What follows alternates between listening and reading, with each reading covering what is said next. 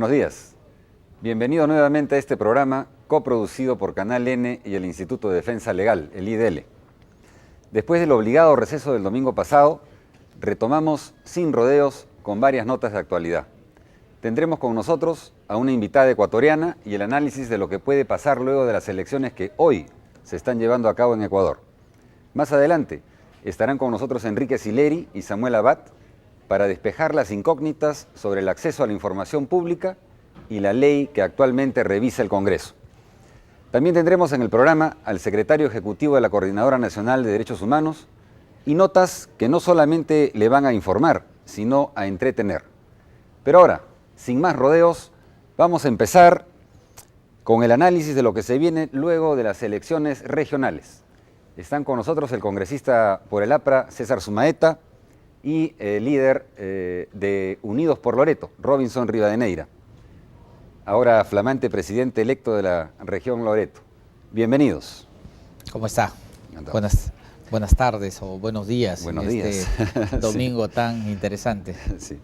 Bien, hace unos días María del Pilar Tello escribió en un artículo que el 12% de los votos obtenidos por Perú Posible resultaba exiguo para sostener un régimen frente al 38% de votos del APRA, ¿no? La primera pregunta entonces, ¿el proceso de regionalización es factor de descentralización, es factor de gobernabilidad o de desgobierno? Bueno, dos cosas sobre el tema. Lo primero es que el presidente Toledo lleva 16 meses en el poder. Cuando él ingresó al poder tenía 60% de credibilidad y de intención de votos. Hoy día en 16 meses, lamentablemente para nosotros, el capital político electoral del gobierno y de Perú Posible están ahí en los resultados de las elecciones regionales. Pero esto no significa que se cuestiona la legalidad del presidente, ¿no? Yo creo que hay que respetar los plazos constitucionales en cuanto a que Alejandro Toledo es el presidente del Perú hasta el 28 de julio del 2006. Lo que sucede es que la representación social, la base social que tuvo el presidente, bueno, hace 2 años, la larga lucha, la pelea, la caída de la dictadura, las elecciones, la primera, la segunda vuelta y finalmente la inmensa expectativa que generó su gobierno, hoy día ese capital pues se ha ido diluyendo lamentablemente y hoy día está en lo que dice precisamente María del Pilar Tello. Ok, pero justamente acá de repente la pregunta, formulándola de una manera distinta. Se supone que para afirmar el proceso de descentralización, para que éste se desarrolle, los gobiernos regionales deben constituirse en plataformas de lucha contra el gobierno central o tienen que preocuparse ahora justamente de ejercer, de gestionar esos gobiernos regionales. ¿Qué piensan ustedes? Mire, nosotros tenemos una lectura totalmente distinta a la expresada por César. Y la lectura distinta obedece a lo siguiente: estas elecciones no fueron unas elecciones plebiscitarias. Es decir, no fue una elección para pronunciarse acerca de la aceptación o no aceptación del partido de gobierno. Punto 1. Estas elecciones han permitido una recomposición de un escenario político, pero que te expresa a su vez la necesidad de expectativas regionales. No es nada más que eso. Sin embargo, mal haríamos nosotros en concebir un proceso regional de confrontación. Mal haríamos ello porque eso sería así inevitablemente entrar a un proceso de generar inestabilidad política y lo que más requiere el sistema peruano, lo que más requiere el Estado, el país como sociedad, es una etapa de estabilidad política. Y eso pasa por fortalecer la institucionalidad. Y eso pasa fundamentalmente, de acuerdo a nuestro entender, fortalecer los gobiernos regionales desarrollando una relación de igualdad, no de subordinación, en la que optes por un nivel de respeto. Si nosotros entramos a un nivel de confrontación, gobierno regional, gobierno central, eminentemente habría sido un proceso que estarían haciendo deforme, porque el objetivo de la descentralización no es el nivel de confrontación, gobierno central, gobierno regional.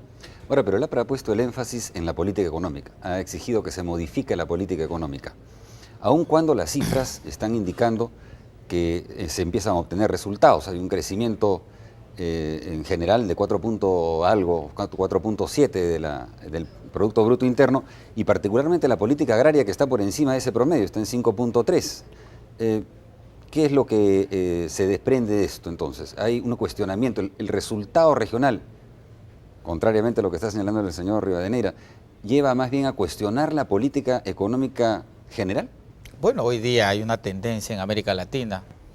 El éxito de Lula en Ecuador es un castigo al modelo económico que ha implementado Brasil en los últimos 10 años. El éxito que está teniendo Rodríguez, me parece, en Ecuador. Gutiérrez en Ecuador, es porque también avanzamos a un discurso social. Y hoy día no podemos dudar que el discurso que ha ganado en las elecciones regionales y municipales es un discurso del centro hacia la izquierda. Si tú ves a Castañeda cómo le gana a Andrade, fue con un discurso social, precisamente en los conos del país donde está la gente más humilde y más modesta. En consecuencia, yo no digo que hay que traerse abajo al sistema económico. Yo creo que los cartabones en materia económica casi hay expresiones universales que hay que respetar. Pero la verdad es que el programa que se implementa en el país siempre, no me canso de preguntar, ¿dónde está el desmarque de la política económica del presidente Toledo en relación a la política de Fujimori en los últimos 10 años? No hemos notado. En consecuencia, hoy día que tenemos 25 gobiernos regionales, no para confrontar, porque no se trata de confrontar con el gobierno central. Yo creo que con la descentralización el concepto de gobierno central se acabó, debe haber un gobierno nacional.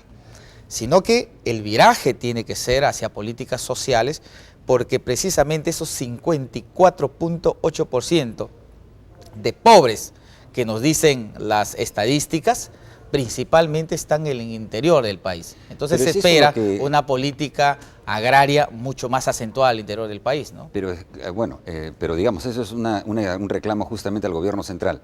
Pero a este proceso de elecciones regionales se fue sabiendo que los gobiernos regionales se instalarían con recursos escasos, ¿no? Frente a este tema concreto, por ejemplo, ¿qué está planteando el APRA en relación a las exoneraciones? ¿Cómo manejar a través de los gobiernos regionales el tema de exoneraciones? Lo que sucede es que no podemos caer en una trampa. El ministro Silva Arruete nos ha planteado, ¿saben qué?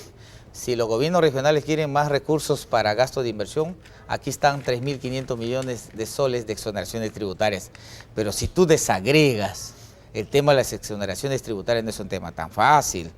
1.700 millones de soles es de exoneración a los productos de pan llevar, el IGB a la papa, el IGB a la cebolla, el IGB a las menestras.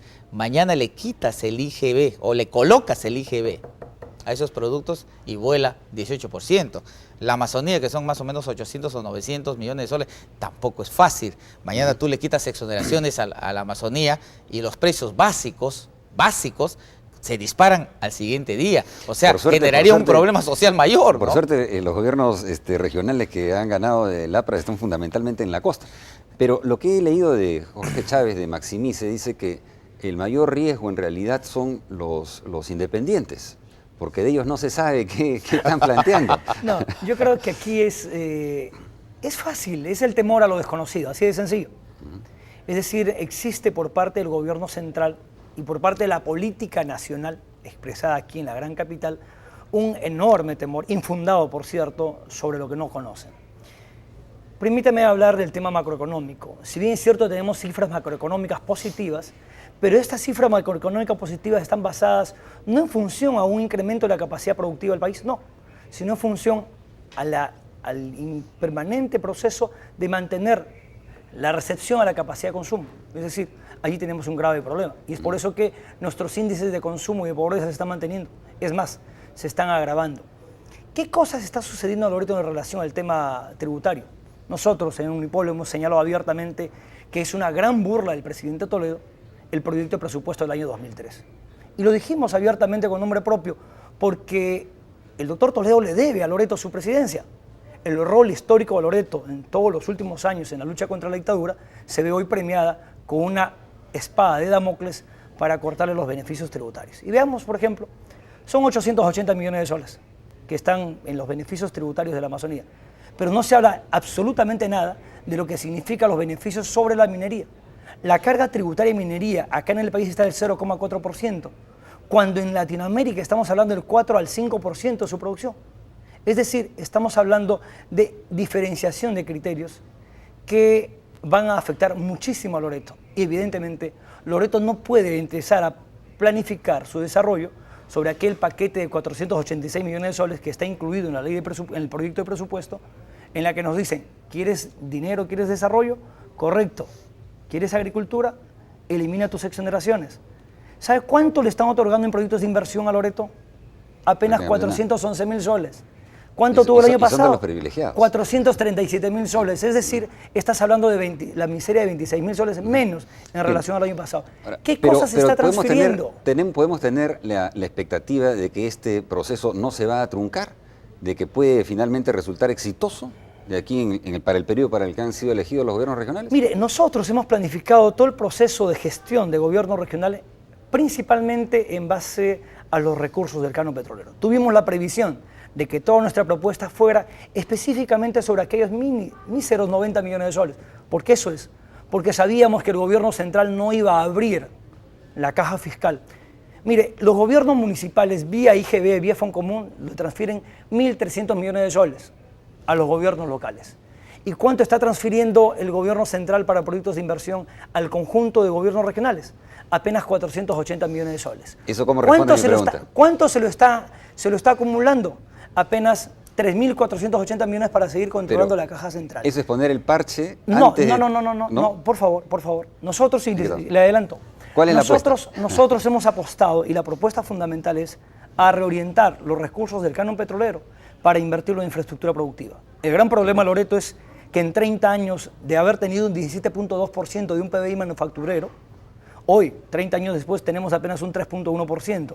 Inestabilidad jurídica, inestabilidad política y evidentemente un conjunto de medidas económicas y tributarias que destruyeron y mataron nuestra industria. Nosotros apostamos hacia eso. ¿El APRA también? No, yo estoy totalmente de acuerdo con nuestro presidente de la región Loreto, a quien le felicito por su éxito electoral. Además ha sido parlamentario del 2000 al 2001. Lo que dice él es verdad, pero ¿qué es lo que hay que hacer? El gobierno se está curando en salud y está reteniendo, ojo, está reteniendo 5.500 millones de soles en programas de inversión en cada una de las regiones del país. Caminos rurales, caminos vecinales, pequeños puentes. Desde el gobierno central pretende seguir ejecutando los ministerios. Y eso ya no es posible ni aquí ni en cualquier parte del mundo teniendo 25 gobiernos regionales electos. Yo espero que el presidente Toledo y el ministro de Economía no se trata de aumentar el presupuesto, ni el gasto corriente, ni el gasto de capital, sino lo que ya está presupuestado vía convenio transfiera a los correspondientes gobiernos regionales aquellas obras de desarrollo productivo social de trascendencia regional a los gobiernos regionales y las pequeñas transferir a los gobiernos locales. Si eso es así, vamos a garantizar de que en el año 2003 las regiones van a empezar por buen camino. Muy bien, creo que vamos a tener que pasar a un corte, lamentablemente por lo estricto del tiempo en la televisión, pero una última pregunta puntual. El rol de la sociedad civil. ¿Se ve con expectativa la participación de la sociedad civil en los gobiernos regionales o hay ahí efectivamente todavía un tema en debate que el Congreso tiene que dilucidar próximamente? Bueno, yo espero que en las próximas semanas podamos concordar en un texto común para interés de los 25 gobiernos regionales. ¿Cuál es el planteamiento nuestro? Nuestro planteamiento es que las verdaderas organizaciones participen en el Consejo de Coordinación, pero el Congreso no puede decidir cuáles son las organizaciones que participan en Tumbes, cuáles son las organizaciones que participan en Loreto. En el ejercicio pleno de la autonomía política, entreguemos a cada uno de los 25 gobiernos regionales que ellos regulen vía una ordenanza regional cuáles son las organizaciones, porque en el Congreso, ¿quién conoce la realidad de cada región? Ciertamente, pero... O sea, ya no es posible hacer eso. El Parlamento no puede decir, ¿sabe qué? En Loreto van a participar un representante de los sindicatos, un representante de las organizaciones agrarias. No podemos hacer eso. Más bien, reconociendo la participación de las organizaciones de la sociedad civil en el Consejo de Coordinación Regional, hay que transferir capacidad política para regular quienes participan a los verdaderos y auténticos gobiernos regionales que hoy día están electos, ¿no? Muy bien. ¿Y cómo lo ve el flamante presidente de la región? Bueno, veo que César ha retomado la experiencia de lo que fue el gobierno regional en la época del gobierno aprista, porque justamente ese fue el espíritu de la ley expresada en la década pasada, bueno, hace 15 años atrás, casi 15 años. La década del atrás, 80. La década del 80. Sin embargo, nosotros sí creemos la necesidad de la participación de la sociedad civil en el proceso de un gobierno regional. Eso va a fortalecer al gobierno regional. ¿Por qué? Por una sencilla razón. Porque eso te permite tener una instancia en la que te va a permitir concertar, buscar un nivel de contacto en lo que son conceptos de inversión y de desarrollo colectivos. Es decir, ese proceso para nosotros es importantísimo y espero que realmente se resuelva en los próximos 7 días por una sencilla razón. Porque la tragedia de nuestro país es la inestabilidad jurídica. Estamos entrando a un proceso ya de gobierno regional, ya de transferencia, ya en el cronograma y con leyes que van modificándose todos los días. Hoy mismo el Ejecutivo ha enviado proyectos de ley para modificar la ley de creación de gobiernos regionales, quitándole facultades a un gobierno regional, tratando de maniatarlo descaradamente. Yo creo que nuestro país se merece respeto, y no solamente los que hemos sido elegidos, sino el país como sociedad merece tener las cosas claras, y evidentemente lo único que pedimos al Ejecutivo y al Gobierno Central es que se decida de una vez. Si es que no lo va a dar, que lo diga. Bueno, porque no podemos tener reglas cambiando todos los días. Esperemos que el Congreso pueda resolver cuanto antes el problema todavía en revisión de una ley que es indispensable para que las cosas se muevan. Bueno, yo creo que en los próximos días, en las próximas semanas podemos resolver este tema, pero sin temores. Hay que confiar que nuestros compatriotas de provincias tienen la suficiente competencia y capacidad para enfrentar las tareas a partir del 1 de enero. Solo una reflexión final. Dime. Es lamentable que el gobierno del señor Toledo tenga una desconfianza enorme por los gobiernos regionales. Lamentablemente, estos 12 meses de gobiernos han sido administrativamente los que mayores cosas tenemos que lamentar. No, sin duda eso va a suscitar polémica. 7 directores regionales de educación cambiados en un año, 6 directores regionales de agricultura, es solo en mi región. No me imagino lo que ha sucedido en el resto del país. Bien. Bueno, muchísimas gracias a los dos por su participación en este programa. Y quédese con nosotros que volvemos inmediatamente después de una pausa con lo que hoy se juega en Ecuador.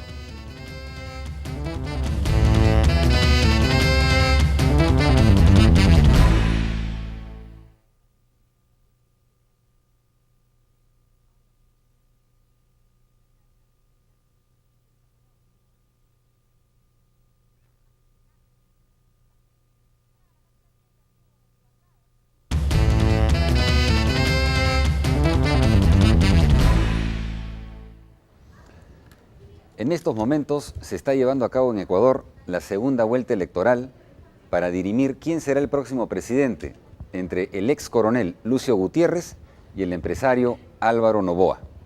Para conversar sobre lo que se viene, está con nosotros Lourdes Tibán, líder indígena, vicepresidente del Movimiento Indígena y Campesino de Cotopaxi. Es además integrante de la Confederación de Nacionalidades Indígenas del Ecuador. Bienvenida, Lourdes. Gracias a usted. ¿Cuál es la relación del movimiento indígena del Ecuador con el ex coronel Gutiérrez? Bien, para los hermanos peruanos que no conocen la relación entre el coronel Gutiérrez y el movimiento indígena, la CONAIE en enero del año 2000 hizo un levantamiento indígena en contra del gobierno de Yamil Maguad, contra las privatizaciones, contra la dolarización, contra el cierre de los bancos. Es en donde la CONAIE movilizó a nivel nacional, estaba el país totalmente parado, y como los militares también son parte del pueblo, claro, en un momento nos disparan, en otro momento creo que recapacitaron y ellos también vieron el problema que estaba viviendo el Ecuador, y fue un momento muy coyuntural, nunca fue planificado, fue un momento coyuntural en donde el movimiento indígena recibió el apoyo de los militares, especialmente vía el coronel Lucio Gutiérrez. Pero el programa del